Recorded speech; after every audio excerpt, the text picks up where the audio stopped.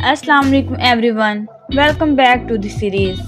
पिछली वीडियो में हमने बेसिक वेब स्क्रैपिंग स्टार्ट की थी, लेकिन आज हम एक बहुत इम्पोर्टेंट चीज़ कवर करेंगे और वो है वेबसाइट का स्ट्रक्चर।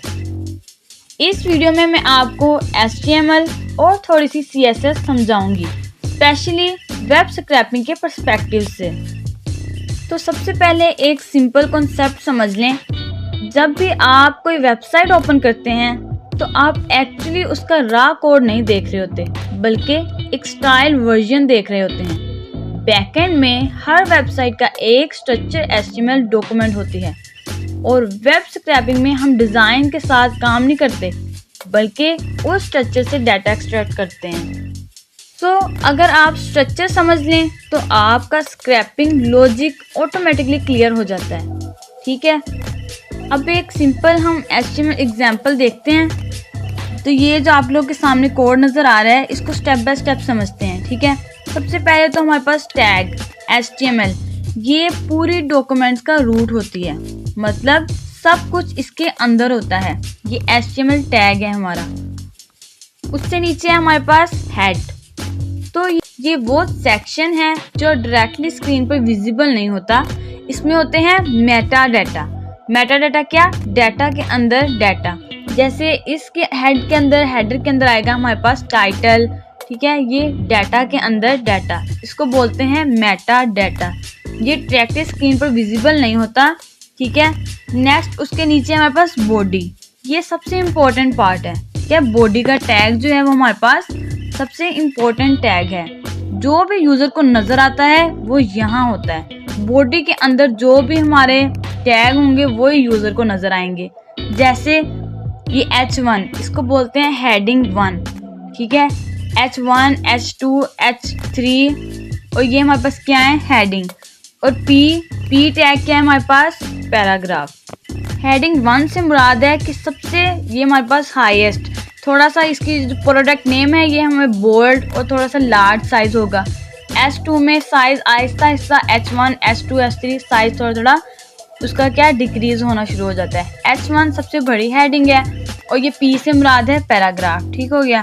तो नेक्स्ट है हमारे पास, बल्कि एक और इम्पोर्टेंट बात, HTML हमेशा नेस्टेड स्ट्रक्चर फॉलो करता है, मतलब एलिमेंट्स एक दूसरे के अंदर होते हैं। नेस्टेड का मतलब आप लोग को पता है ना, एलिमेंट्स के अंदर एक दूसरा एलिमेंट। ठीक है, एक दूसरे के अंदर होते हैं ये। इसको हम सिंपल टर्म्स में ट्री स्ट्रक्चर भी कह सकते हैं और वेब स्क्रैपिंग में हम इसी स्ट्रक्चर को रीड करते हैं।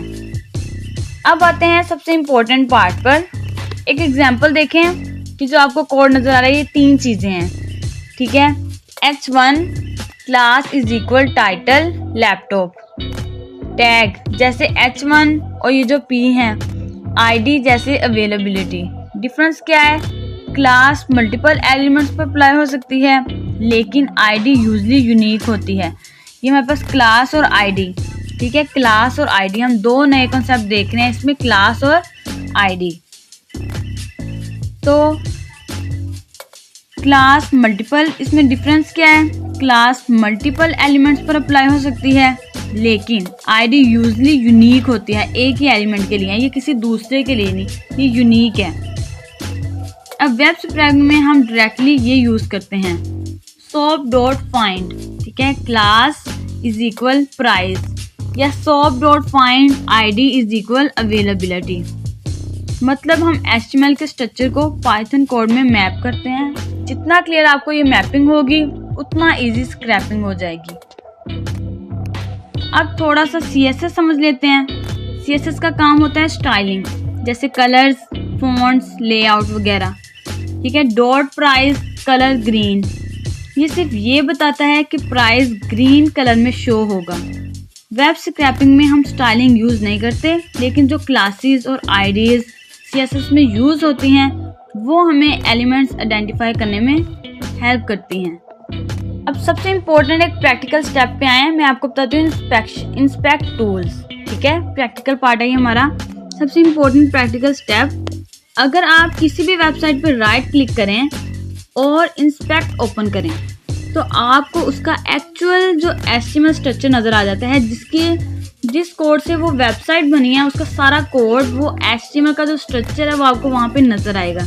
वहाँ से आप इजीली देख सकते हैं कि टाइटल कहाँ है, प्राइस किस टैग में है, कौन सी क्लास से आईडी यूज़ हो रही है, और फिर आप उसी बेसिस पे अपना स्क्रैपिंग कोड लिखते हैं।